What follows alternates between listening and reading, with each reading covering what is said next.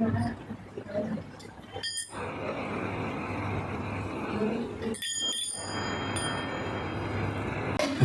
राधा माधव कुंज बिहारी जय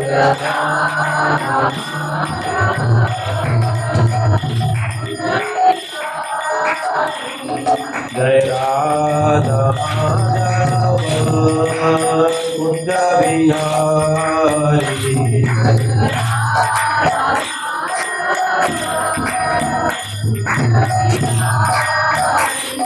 जय गोपीजन वल्लभ गिरधरी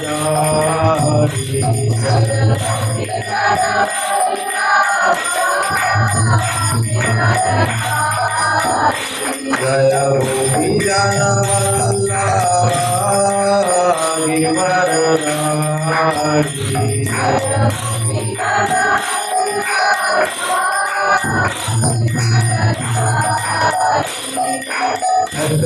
यशोदानन्दन भज जनरञ्जन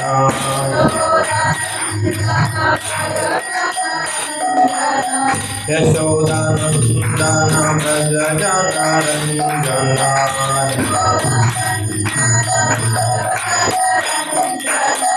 यमुना तीरावनचारी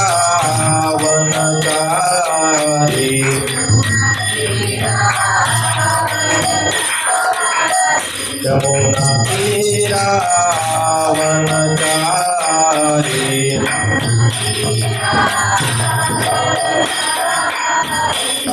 जय राधा माधव बिहारी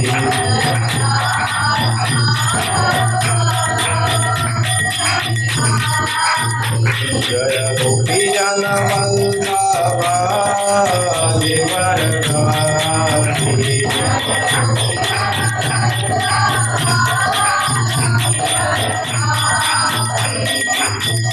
यशोदानन्दन भज जनरञ्जन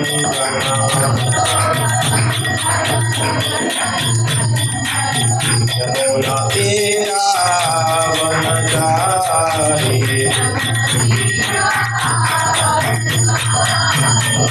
जय राधा माधव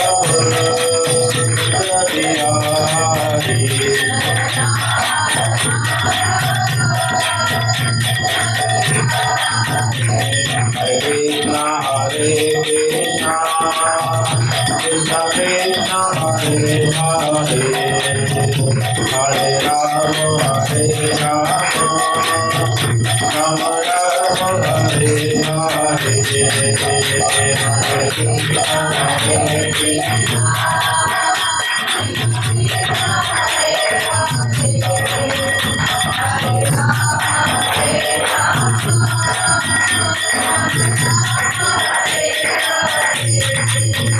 हरे Krishna Krishna Krishna Hare Hare Hare Ram Ram Ram Hare Hare Hare Krishna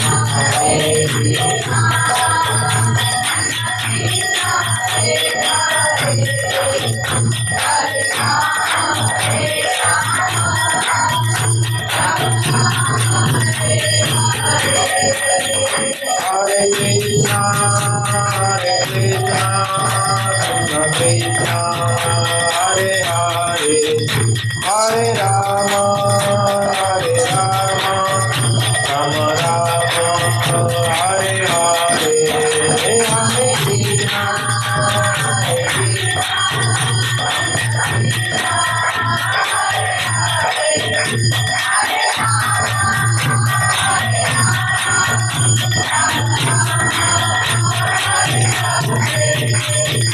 Hare Krishna Hare Krishna Krishna Krishna Hare Hare Hare Ram Ram Hare Hare Hare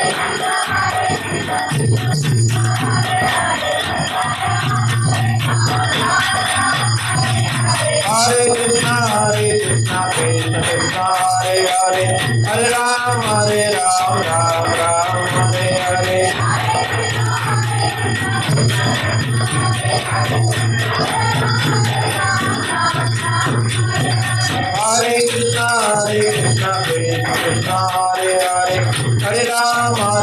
Ram Ram Hare Hare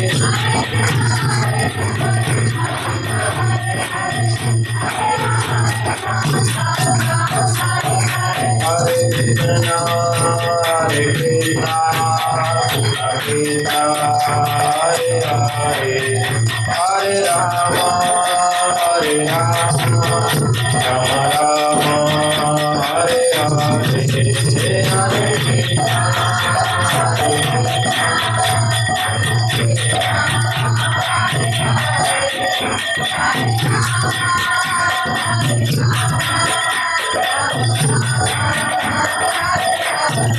जय राधा मदन मोहन राधा मदन मोहन राधे जय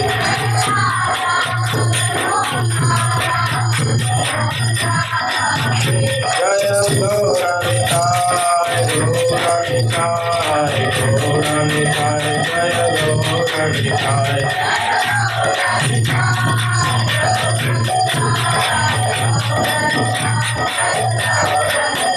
जय जय प्रभुपाद प्रभुपाद प्रभुपाद जय जय प्रभुपाद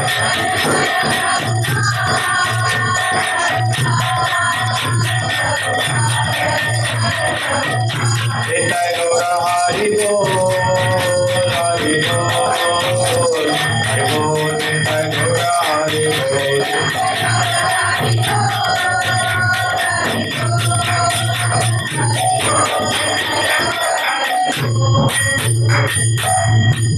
श्री श्री राधा माधव भगवान की जय, श्रील प्रभुपाद की जय, गौर प्रेमानंदे हरि हरि।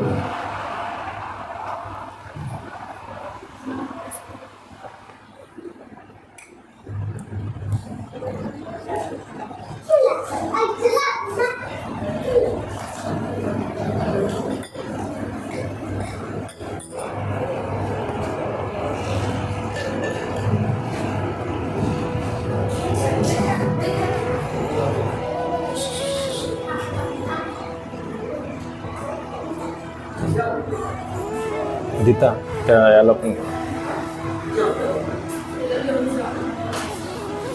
ओम नमो भगवते वासुदेवाय ओम नमो भगवते वासुदेवाय ओम नमो भगवते वासुदेवाय ओम नमो भगवते वासुदेवाय ओम नमो भगवते वासुदेवाय ओम नमो भगवते वासुदेवाय। हरे कृष्णा।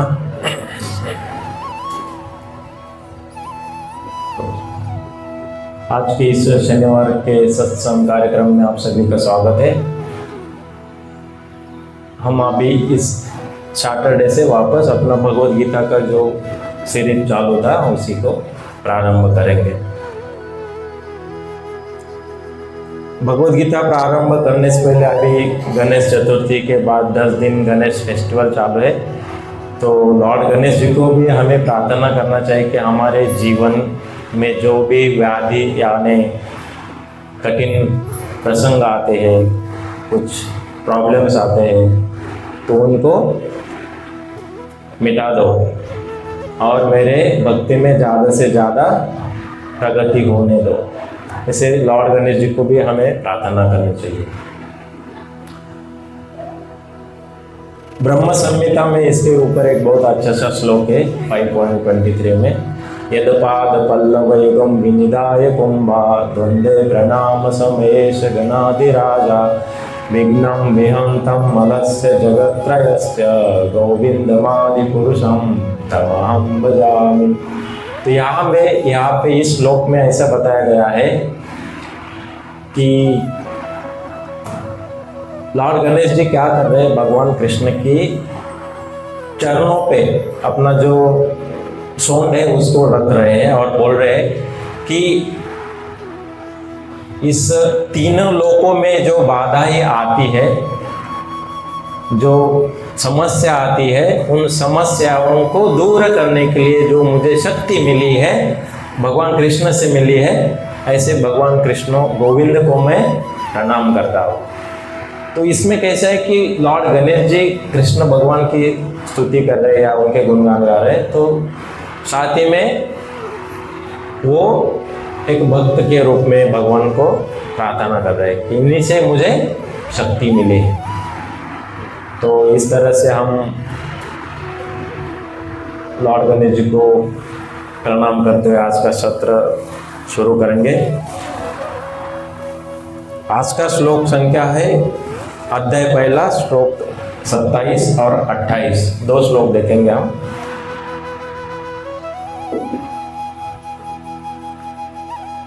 श्लोक संख्या 27। तान् समीक्ष्य स कौन्तेय सर्वान् बन्धून् अवस्थितान् कृपया परया अभिष्ट विषीदन् इदम् अब्रवीत्। इसका शब्दार्थ ऐसा है, हर एक शब्द का। तान उन सबको, समीक्षा देखकर, स वह, कौन्तेय कुंती पुत्र, सर्वान सभी प्रकार के, बंधुन संबंधियों को, अविस्थितान स्थित, कृपया दयावश, पराया अत्याधिक, अविष्ट अभिभूत, विषीदन शोक करता हुआ, इदम इस प्रकार, अब्रवीत बोला।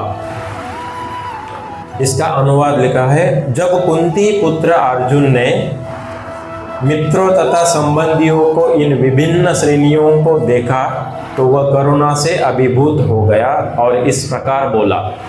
किस प्रकार बोला ये आगे के श्लोक में है। अर्जुन उवाच दृष्टम इमं स्वजनम कृष्ण युष्य समुपस्थितम सिद्धन्ति मम गात्राणि मुखं च परिशुष्यति।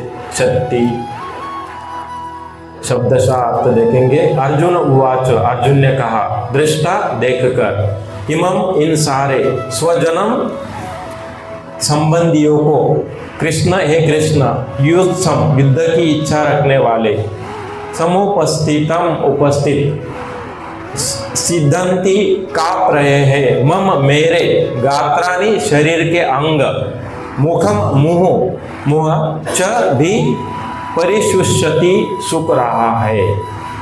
इसका अर्थ ऐसा है, अर्जुन ने कहा है कृष्णा। यहाँ पे एक्चुअली एक वर्ड मिसिंग है इंग्लिश बुक में, इंग्लिश भगवद गीता का जो बुक है उसमें दिया है माय डियर कृष्णा, डियर शब्द लिखा है। यहाँ पे कैसे होना चाहिए, प्रिय कृष्ण है, प्रिय कृष्ण।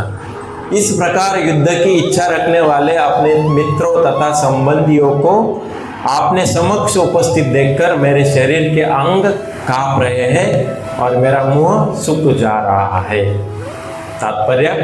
तात्पर्य लिखा है इस डिवाइन ग्रेस एससी भक्ति वेदांत स्वामी श्रील प्रभुपाद की जय। यथार्थ भक्ति से युक्त मनुष्य में वे सारे सद्गुण रहते हैं जो सत्पुरुषों या देवताओं में पाए जाते हैं, जबकि अभक्त अपनी शिक्षा तथा संस्कृति के द्वारा भौतिक योग्यताओं में चाहे कितना ही उन्नत क्यों ना हो, इन ईश्वरीय गुणों से विहीन होता है। अतः स्वजनों, मित्रों तथा संबंधियों को युद्ध भूमि में देखते ही अर्जुन उन सबों को लिए करुणा से अभिभूत हो गया जिन्होंने परस्पर युद्ध करने का निश्चय किया था। जहाँ तक उसके अपने सब सैनिकों का संबंध था, वो उनके प्रति प्रारंभ से दयालु था, किंतु विपक्षी दल के सैनिकों को आसन्न मृत्यु को देखकर वह उन पर दया का अनुभव कर रहा था। और जब वो इस प्रकार सोच रहा था तो उसके अंगों में कंपन होने लगा और मुख सूख गया। उन सबको युद्ध भूमि मुख देखकर उसे आश्चर्य भी हुआ। प्राय सारा कुटुंब, अर्जुन के सगे संबंधी उससे युद्ध करने आए थे। यद्यपि उसका उल्लेख नहीं है, किंतु तो भी सहज अनुमान लगाया जा सकता है कि न केवल उसके अंग कांप रहे थे और मुख सूख रहा था, अपितु वह दयावश रुदन भी कर रहा था। अर्जुन में ऐसे लक्षण किसी दुर्लभता के कारण नहीं, अपितु हृदय की कोमलता के कारण थे। जो हृदय जो भगवान के शुद्ध भक्त का लक्षण है। अतः कहा गया है, यशास्ति भक्ति भर्गवत् किंचन सर्वगुणे सत्र समासेत सूरा हराव भक्तस्य कुतो महाद्गुणा मनोरथैर्नास्ति धावतो बहि। जो भगवान के प्रति अविचल भक्ति रखता है उसमें देवताओं के सद्गुण पाए जाते हैं, किंतु जो भगवत भक्त नहीं है उसके पास भौतिक योग्यताएं ही रहती है जिसका कोई मूल्य नहीं होता। इसका कारण यह है कि वह मानसिक धरातल पर मंडराता रहता है और ज्वलंत माया के द्वारा अवश्य ही आकृष्ट होता है। भागवत 5.18.12। ओम अज्ञानतिमिरन्धस्य ज्ञानाञ्जनशलाकया चक्षुरुन्मिलितं येन तस्मै श्रीगुरुवे नमः। नमो ओम विष्णुपादाय कृष्णपृष्ठाय भूतले श्रीमते भक्तिवेदांत स्वामिन् इति नामिने। नमस्ते सरस्वती देवे गौरवाणी प्रचारिणे निर्विशेषा शून्यवादी पाश्चात्य देशतारिणे। जय श्री कृष्ण चैतन्य प्रभु नित्यानंद श्री अद्वैत गदाधर श्रीवासादि गौर भक्तवृंद। हरे कृष्णा कृष्णा कृष्णा हरे हरे, हरे राम राम राम हरे हरे। हरे कृष्णा। पुनः आप सभी भक्तों का इस शनिवार के सत्र में स्वागत है। भगवद गीता के जो श्लोक है 1.27 उसके पहले 1.25 एंड 26 इसके ऊपर हम थोड़ा सा फ्लैशबैक यानी रिकैप करेंगे। तो 1.25 में ये शायद ही किसी को मतलब सबको ज्ञात होगा, लेकिन 1.25 में भगवान कृष्ण आधा श्लोक बोल रहे हैं। 1.25 लेकिन भगवान कृष्ण आधा श्लोक बोल रहे। यहाँ पे भगवान का उल्लेख नहीं किया है कि श्री भगवान उवाच। हम देखेंगे यहाँ पे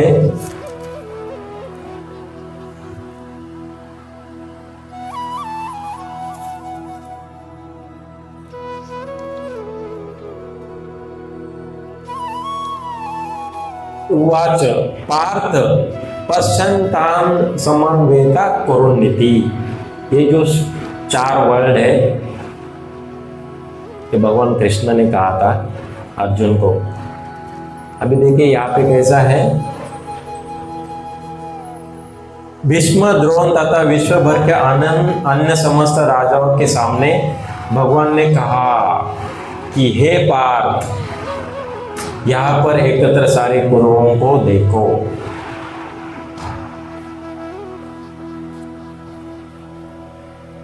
विजुअलाइज करो कि अर्जुन ने कहा भगवान कृष्ण को कि दोनों सैन्यों के बीच में मेरा रथ ले लो। भगवान ने आज्ञा का पालन किया, दोनों सैन्यों के बीच में रथ को लाया, खड़ा कर दिया। और भगवान ऐसे हाथ कर रहे, देखो हे पार्थ, तुम्हारे सारे सगी संबंध देखो तुम्हारे सामने खड़े हैं। ये भगवान जब बोलते हैं तो अर्जुन के मन में दया आने लगती है, दया का भाव चालू हो जाता है। जब अर्जुन को 12 साल वनवास 1 साल अज्ञातवास भेजा था तो अर्जुन ने उसी समय डिसाइड किया था कि युद्ध करना है। 12 साल सिर्फ वो वनवास में बैठे नहीं, उन्होंने युद्ध की तैयारी की। युद्ध में जो शस्त्रास्त्र चाहिए वो कैसे इकट्ठा करना है वो सब कुछ किया था। युद्ध भूमि पे आने तक और ये श्लोक बोलने तक अर्जुन फाइट के लिए रेडी था। भगवान कृष्ण का यहाँ पे हम मतलब उनका बुद्धि का बात नहीं करेंगे, लेकिन भगवान कृष्ण ने देखो किस तरह से रथ को भीष्म पितामह एंड द्रोणाचार्य उनके सामने लाके खड़ा किया, ना कि दुर्योधन के सामने। अगर दुर्योधन के सामने अगर खड़ा कर दिया होता तो अर्जुन उसी वक्त क्रोधित होकर फाइट चालू कर सकता था, कर लेता था। लेकिन इन दोनों के सामने खड़ा किया ताकि अर्जुन के हृदय में दया का भाव आने लगे। वो सोचेगा, अरे भीष्म पितामह जिनके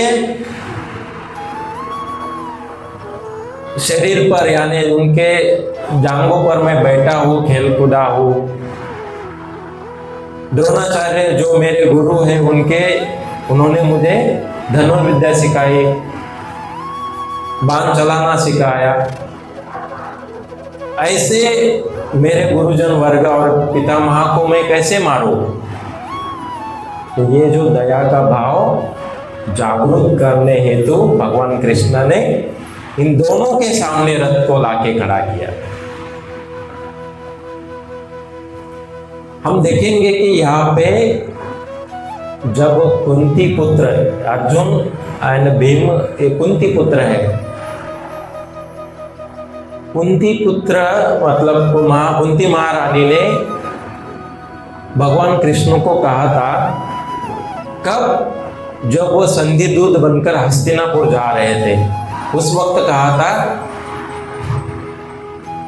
कि क्षत्रियानी, मतलब क्षत्रिय की पत्नी होती है उसको क्षत्रियानी बोलते हैं। जब क्षत्रियानी एक संतान को जन्म देती है वो समय आ जाता है। इसका मतलब संतान को जन्म दिया और एक समय आने तक, कौन सा समय? वो समय आ गया है, युद्ध का समय। तो क्षत्रियानी यानी कुंती महारानी बोल रही है कि जब संतान को जन्म देती है तो वो समय निश्चित आ जाता है, वो समय है युद्ध का। हे कृष्ण, मेरा ये मैसेज दे दो अर्जुन और भीम को कि तुम्हें युद्ध करना है।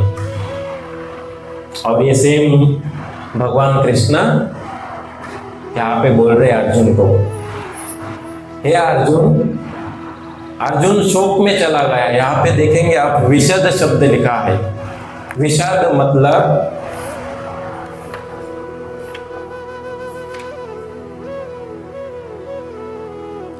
समस्याओं में गिर जाना।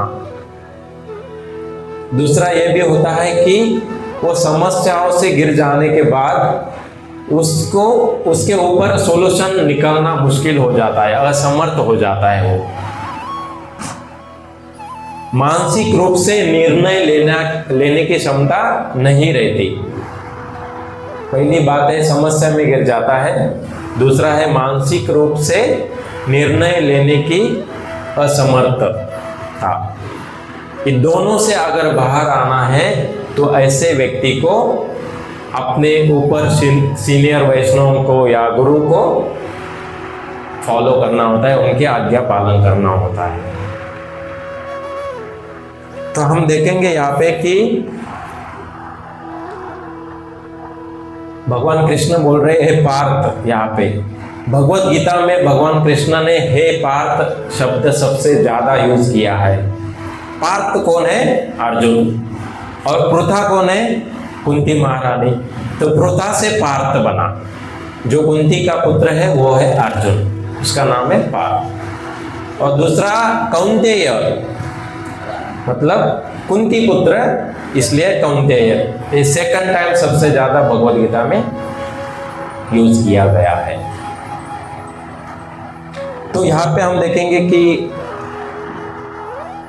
एक तो पहला माँ का आदेश है कि युद्ध करना है अर्जुन को। दूसरा आदेश ये है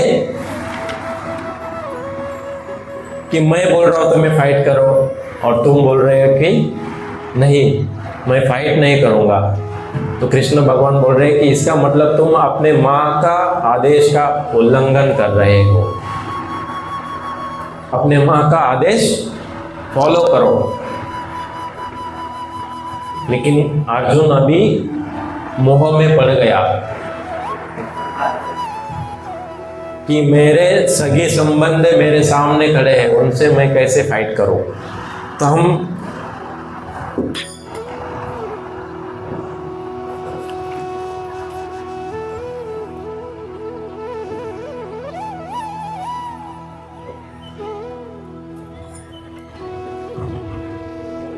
यहाँ पे देखेंगे कि कृष्ण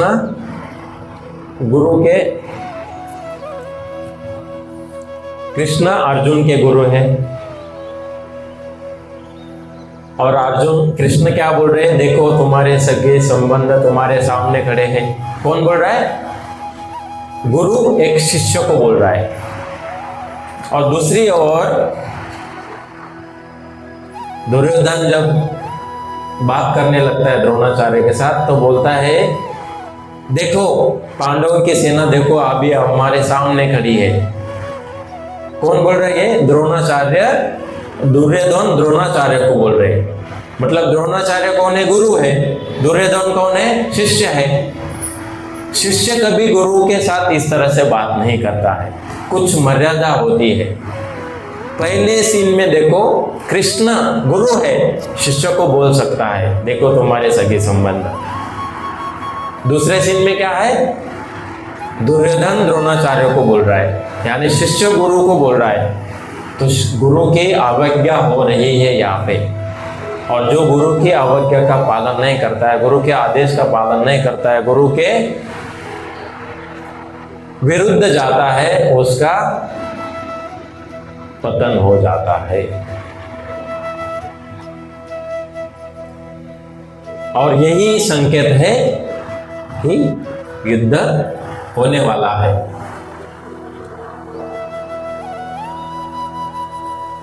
और जैसे मैंने कहा कि भगवान कृष्ण ने ये प्लान किया है कैसे अर्जुन को मोह में ढकेल दिया जाए, उनके हृदय में बाकी जो सामने जो सगी संबंध है उनके बारे में दया चालू हो जाए उनके हृदय में, जिससे क्या होगा? अर्जुन कमजोर हो जाएगा, रोने लगेगा।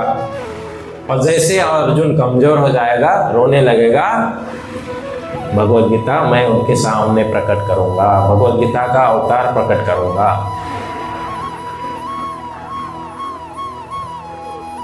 यहां तक समझ में आया? हमारे लाइफ में भी सेम सिचुएशन आता है। हमें ऐसा लगता है कि मैं बहुत नॉलेजेबल, ज्ञान, बहुत सारा ज्ञान है मेरे पास, मुझे किसी की परवाह नहीं है, मुझे किसी का आदेश, मुझे किसी का सलाह नहीं चाहिए, मैं मेरे अकेले दम पर सब कुछ करूंगा।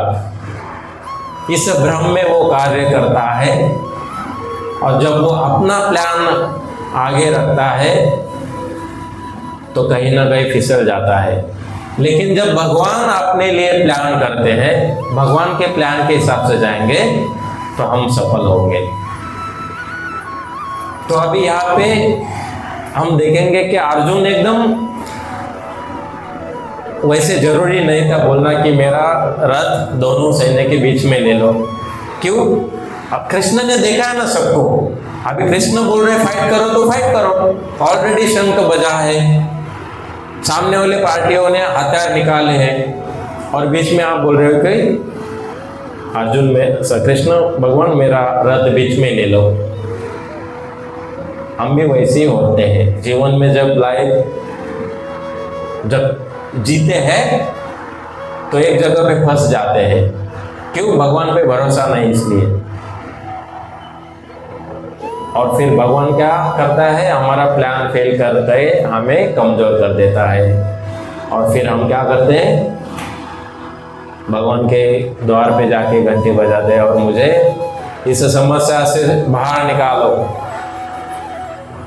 मैं 11 नारियल चढ़ाऊंगा, मैं मंगलवार रखूंगा, मैं 2 दिन उपवास करूंगा, 4 प्रदक्षिणा करूंगा। भगवान बोल रहे कि ये सारा स्टार्टिंग से करो तो तुम्हें क्या होगा? मेरी कृपा प्राप्त होगी। कृपा प्राप्त होगी तो तुम्हारे मन में अच्छे ख्याल आएंगे।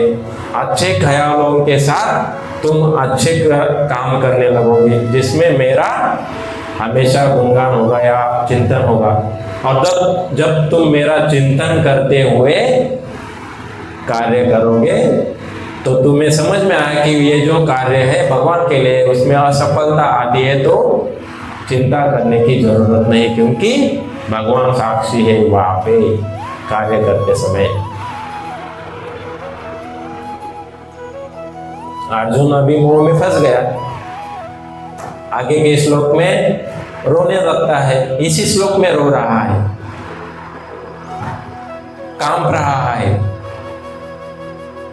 उसका मुंह सूख गया है। देखिए अर्जुन जो है बुआ का बेटा है, कृष्ण के बुआ का, मतलब कृष्ण के जो पिता है वसुदेव, उनकी जो बहन है कुंती महारानी, उसका पुत्र है अर्जुन। तो ये दोनों में नाता है। ऊपर से अर्जुन बहुत अच्छा भक्त है। इस श्लोक को आने तक भगवान के वो मतलब खुद फाइट करना चाहता था। अगर फाइट कर देता चालू तो कृष्ण भगवत गीता कब बताते, इसलिए अर्जुन को मोह में डाला, अर्जुन को शोक में डाला, अर्जुन को रोने लगाया, अर्जुन का शरीर का कंपन होने दिया, ताकि अर्जुन कम बहुत हो जाए और फिर मेरे सामने आकर गिड़गिड़ाए कि हे स्वामी, मैं अभी समझ गया हूँ कि तुम ये जगत के स्वामी हो, मैंने तुम्हें स्वीकार कर लिया है, तुम मेरे गुरु हो, तुम्हारे आदेश के हिसाब से सब कुछ होगा। और फिर भगवद गीता चालू हो जाती है, मतलब भगवान एक एक श्लोक बताना चालू करते हैं। तो यहाँ पे हम देखेंगे, अभी ये तो हुआ सिर्फ हमने फ्लैशबैक में सैन्य दर्शन है, और 1.27 के आगे अर्जुन विषद। अर्जुन विषद मतलब अर्जुन किस तरह से शोक में चला जाता है उसका वर्णन है।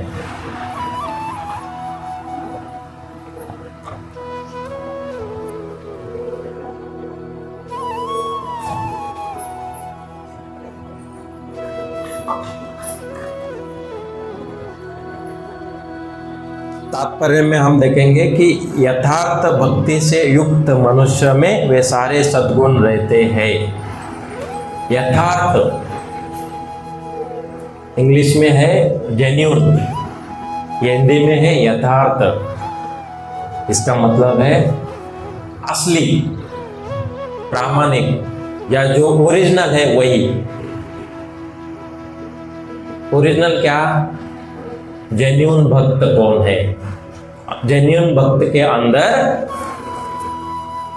सारे सद्गुण रहते हैं, सद्गुण, अच्छे गुण। तो हम यहाँ पे देखेंगे कि यहाँ पे जो कहा कि प्रिय शब्द मिसिंग है, तो उससे मुझे याद आया एक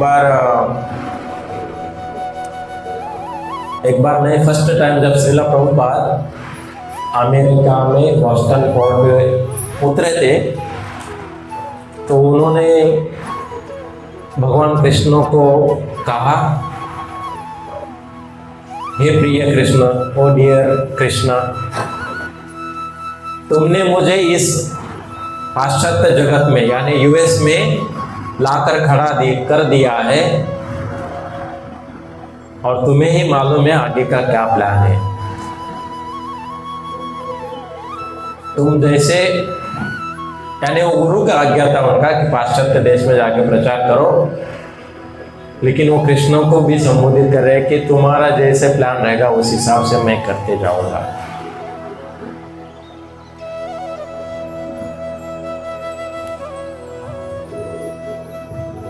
जरूर कुछ ना कुछ आपका काम है, इसलिए मुझे इस पाश्चात्य देश में लाकर आपने खड़ा कर दिया है।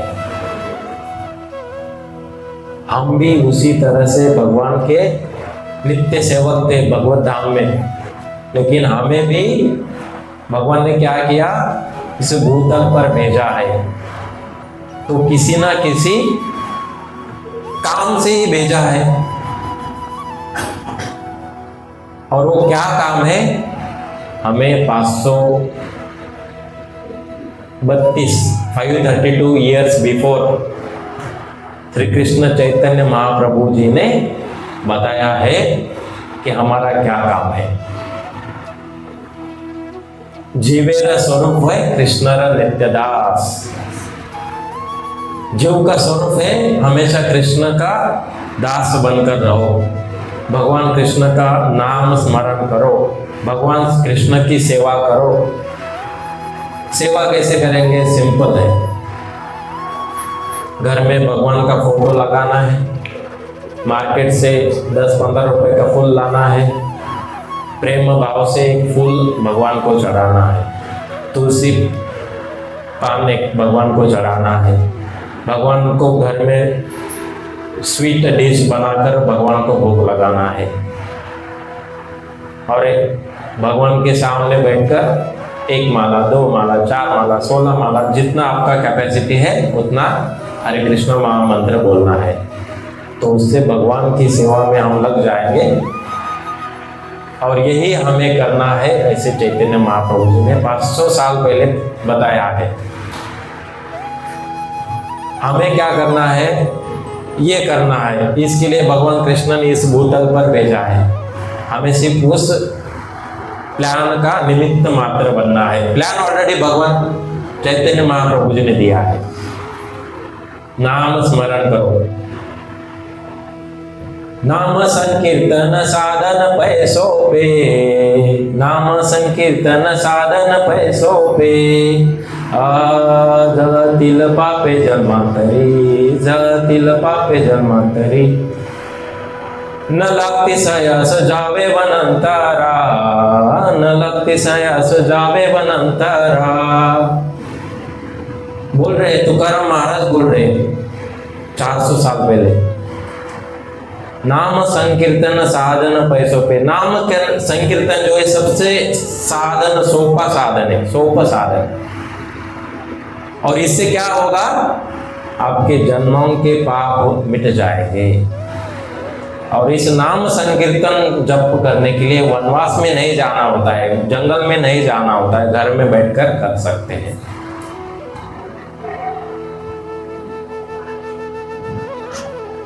हमें क्या करना है? सिर्फ एक निमित्त बनकर इस प्लान को एग्जीक्यूट करना है।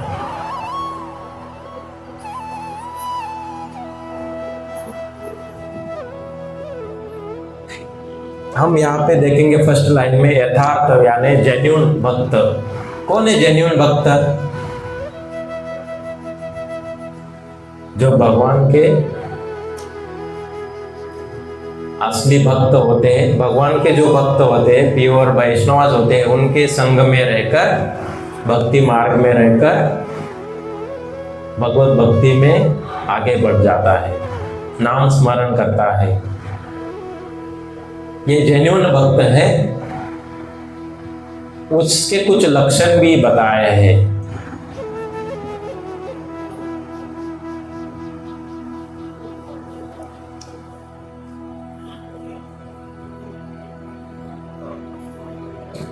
एक मंदिर में एक कारीगर सीढ़ियों के ऊपर चढ़कर कुछ काम कर रहा था, और वहां पे एक भक्त आया और भक्त ने बोला कि तुम ये कार्य करते हो, उसी समय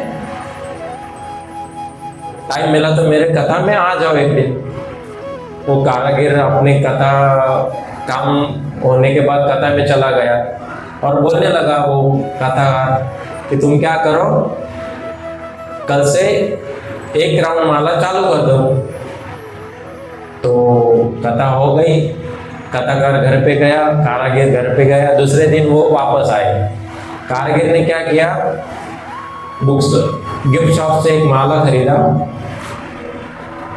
सीढ़ियों पे ऊपर चढ़ा, और उसी समय वो कथाकार आ गया।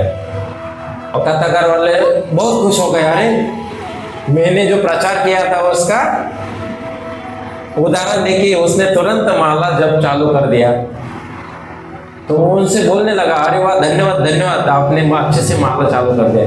वो बोलता है ये माला जो है ना, ये माला में एक्चुअली मैंने खिला डाला है, वो खिला में निकाल के ठोक रहा था मिट्टी को। तो ये जेन्युइन भक्त नहीं है, ये असली भक्त नहीं है। ये उदाहरण देने का तात्पर्य इतना है कि कुछ लोग दिखावा बहुत करते हैं लेकिन एक्चुअल में वो अपने जीवन में उतारते नहीं है। आचार एंड विचार दोनों मैच होने चाहिए। जैसे कि मैं बहुत बड़े बड़े बातें कर रहा हूँ लेकिन मैं अगर माला ही नहीं करता हूँ, मैं अगर भगवान को भोग ही नहीं लगाता हूँ तो क्या फायदा। ये ढोंगी भक्त है, झूठा। उसके अपोजिट है जेन्युइन, असली भक्त। ऐसे भक्त के अंदर देवी देवताओं के गुण, जो सत्पुरुष है, जो आश्चर्यगण है, उनके गुण आ जाते हैं। यहाँ पे प्रभुपाद लिख रहे हैं, जो सत्पुरुषों या देवताओं में पाए जाते हैं ऐसे गुण इस भक्त के अंदर आते हैं। जबकि अभक्त अपनी शिक्षा तथा संस्कृति के द्वारा भौतिक योग्यताओं में चाहे कितना भी उन्नत क्यों ना हो, वो न ईश्वरीय गुणों से विहीन हो जाता है। जब अंग्रेज ब्रिटिश लोग हमारे ऊपर राज्य किए, कितने बहुत सारे पढ़े लिखे थे कि अनपढ़ लोगों को भेजा था कि यहाँ पे नहीं, एकदम बैलिस्टर, कपड़े विपड़ा सब, गाड़ी वगैरह सब कुछ था उनके पास, एकदम धन दौलत सब कुछ था, पढ़े लिखे थे। लेकिन वो उन्होंने यहाँ पे आके क्या किया, शोषण किया। जो गोर गरीब है सभी को लूटा, किसी को छोड़ा नहीं। तो ऐसे लोग, प्रभुपाद जी बोल रहे हैं कि पढ़े लिखे हैं इसका मतलब वो भक्त नहीं है। चाहे एक भिखारी क्यों ना हो, लेकिन अगर वो जप माला करता है, भोग प्रसाद खाता है, भगवान का नाम लेता है, भगवत धाम जाता है, गुरु के पालन करता है, गुरु के आदेश का बुक्स पढ़ता है, वो असली भक्त है। चाहे वो भिखारी क्यों ना हो, चाहे वो एकदम सिंपल रहने वाला आदमी, झोपड़ी में रहने वाला क्यों ना हो, वो भक्त है।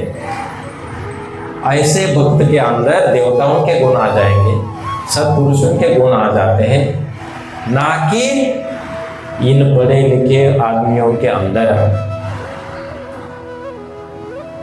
मुझे एक एग्जांपल एक याद आया। जो अमीर लोग होते हैं, अमीर लोग, जो विधायक लोग होते हैं, अपने घर में वो दारू की बोतल ऐसे सजाते हैं जैसे एक भक्त अपने घर में मंदिर सजाता है। बहुत अच्छा सा मंदिर सजाता है, फूलों की माला, अलग अलग दीवे वगैरह सब कुछ रहता है। और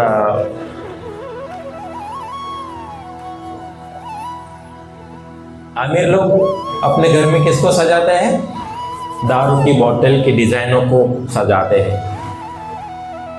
भक्त क्या करता है, करताल लेके मंदिर, घर में जो मंदिर है वहां पे करताल लेकर बजाता है। आमिर लोग क्या करते हैं, गिलास लेकर एक दूसरे के साथ बजाते हैं और वो खुद को बहुत ग्रेट समझते हैं। हालांकि उनको मालूम नहीं, वो अज्ञान में जी रहे हैं। लास्ट लाइन में प्रभुपाद बोल रहे हैं, वह मानसिक धरातल पर मंडराता रहता है और ज्वलंत माया के द्वारा अवश्य ही आकृष्ट हो जाता है। मतलब वो माया के अधीन हो जाता है, माया के जाल में फंस जाता है।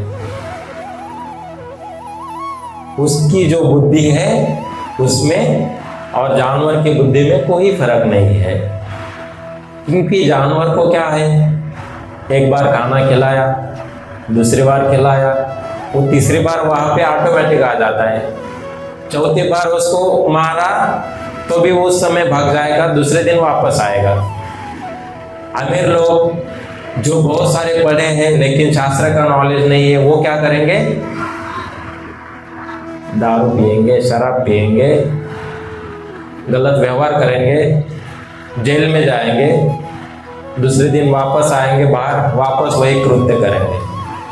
क्योंकि मैं एक बार जेल गया हूँ ना, अभी चलेगा, दूसरी बार भी जाने के लिए रेडी, तो वो कृत्य दोबारा करते हैं। तो उनको ये बुद्धि के लेवल पर क्या है, वो कमकुवत है, उनको ये समझ नहीं आ रहा है शास्त्र क्या है, उनको पड़ी नहीं है कुछ भी। तो हम यहाँ पे देखेंगे, जिस भक्त के अंदर भक्ति के गुण बहुत अच्छे हैं, यानी वो बहुत अच्छे से भक्ति कर रहा है, तो उस भक्त के अंदर देवताओं के, सत्पुरुषों के अच्छे गुण होंगे। इनके सारे गुण अच्छे हैं, वो वही उस भक्त के अंदर होंगे। अगर किसी मनुष्य के अंदर अगर अच्छे गुण नहीं है, मतलब वो भक्त नहीं है। दोबारा, अगर कोई भक्त भक्ति कर रहा है, असली भक्ति कर रहा है, तो उनके अंदर देवताओं के, सत्पुरुषों के गुण आते हैं, अच्छे अच्छे गुणों से वो भरा रहता है।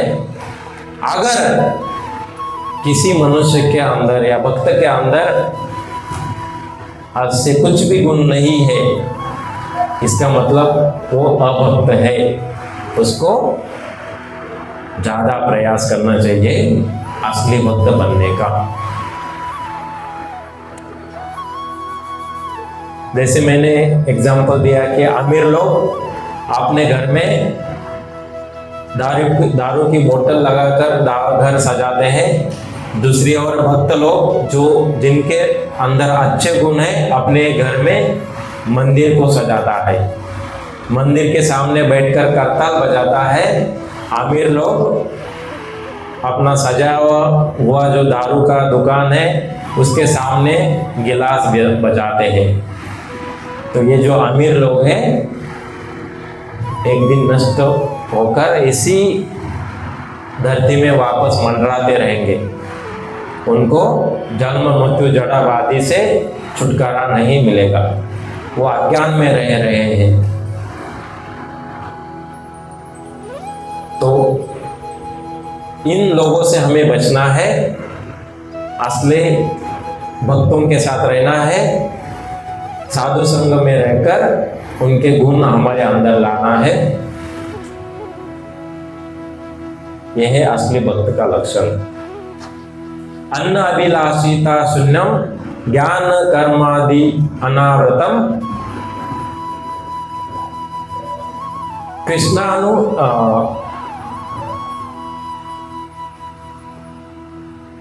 अनुकूल्येन कृष्णानु सेवनम भक्ति उत्तमा। इसका मतलब है अनुकूल्येन कृष्णानु सेवनम भक्ति उच्चता। मतलब एक भक्त जो भक्ति के लिए अनुकूल होता है उसी को अपनाता है, और जो भक्ति के लिए अनुकूल नहीं है उसको दूर करता है। और अनुकूल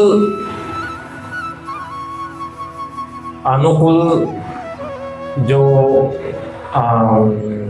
प्रकृति है, यानी जो आजू बाजू का जो नेचर है वो अनुकूल है भक्ति के लिए, ऐसे में रहकर वो भगवान कृष्ण की सेवा में लग जाता है बिना किसी अभिलाषा के।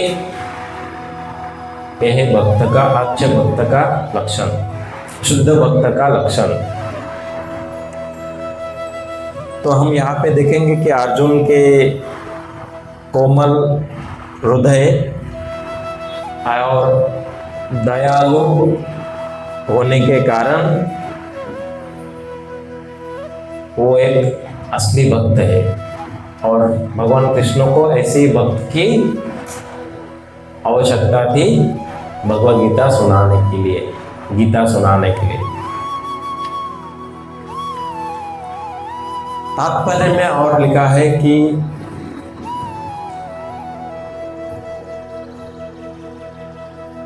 अतः स्वजनों, मित्रों तथा संबंधियों को युद्ध भूमि में देखते ही अर्जुन उन सबों को लिए करुणा से अभिभूत हो गए। अर्जुन के हृदय में करुणा भाव आ गया। करुणा भाव पहले नहीं था क्या? क्योंकि जब वो उनके पक्ष में, अर्जुन के पक्ष में जो सैन्य है वो सारे उनके घर के फैमिली मेंबर्स है, उनके ऊपर वो दयालु थे। और शत्रुओं में जो शामिल थे उनके ऊपर दया नहीं था। लेकिन जैसे रथ सामने आ जाता है अर्जुन के मन में, शत्रुओं में जो शामिल हुए सैन्य है उनके ऊपर भी दया आने लगी।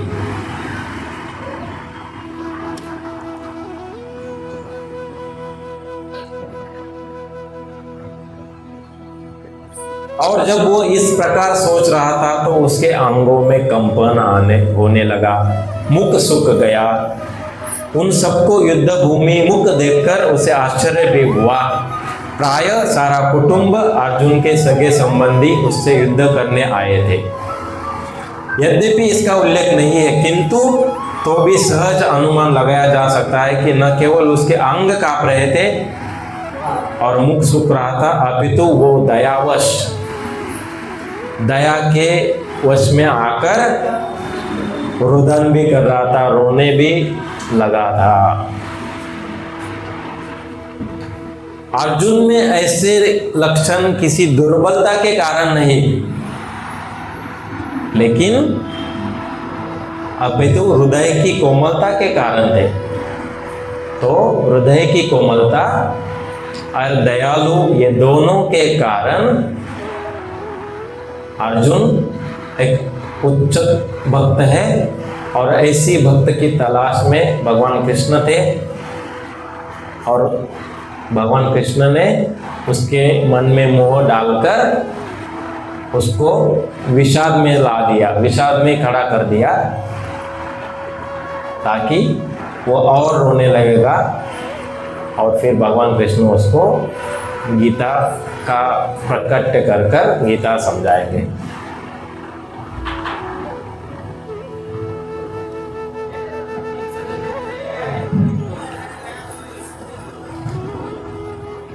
तो इस श्लोक में हम देखेंगे कि भगवान यहाँ पे अर्जुन को दो लक्षणों में डाल रहे हैं।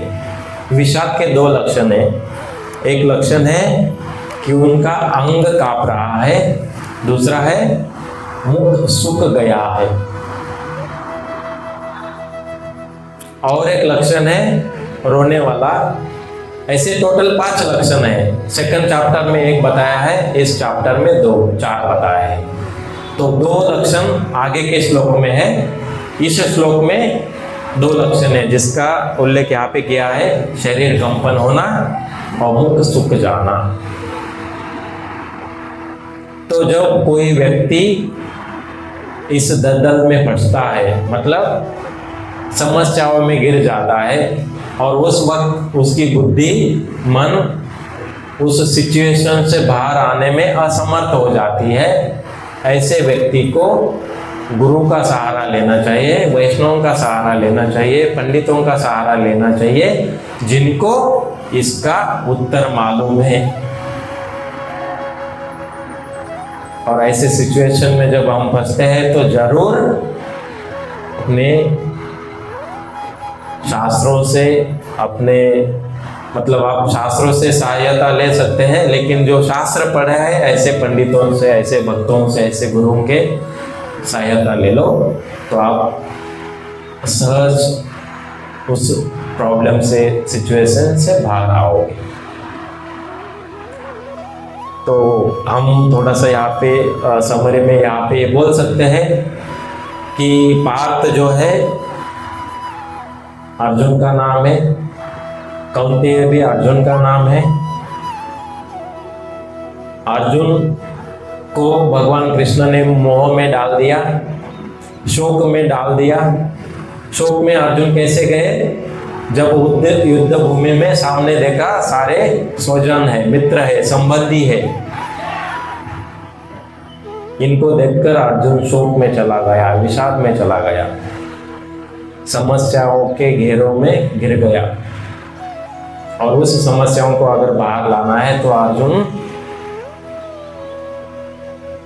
2.11 या 7 में बोल रहे 2.11 आई थिंक 2.7 कार्पण्य दोषो पाता स्वभाव उच्चामितम सम्मूढ़ चेता। तो इसमें भगवान मतलब अर्जुन बोल रहे हैं कि मैं भ्रमित हो चुका हूँ, मैं खुद को खो गया हूँ, खो दिया हूँ, मेरा बुद्धि अभी काम नहीं कर रहा है, मैं आपको शरण जा रहा हूँ, मुझे कृपया मार्गदर्शन करो।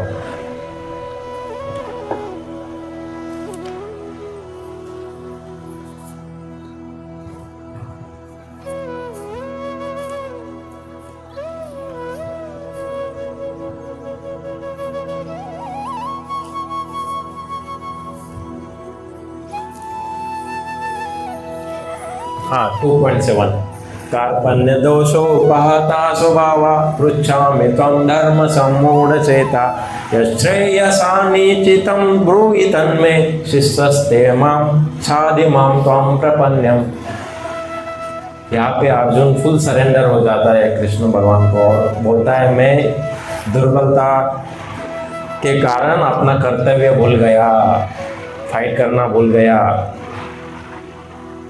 धैर्य खो चुका हूँ। इस अवस्था में मैं आपसे पूछ रहा हूँ कि मैं आपका शिष्य बन जाता हूँ, आपका उपदेश का मैं पालन करूँगा।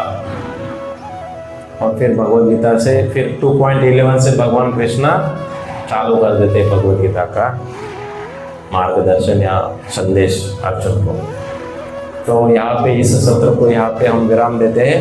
पांचकल्पतरुभ्यश्च कृपा सिन्धुभ्यैव च पतितानां पावनेभ्यो वैष्णवेभ्यो नमो नमः। अनंत कोटि वैष्णव वृंद की जय। श्रील प्रभुपाद की जय।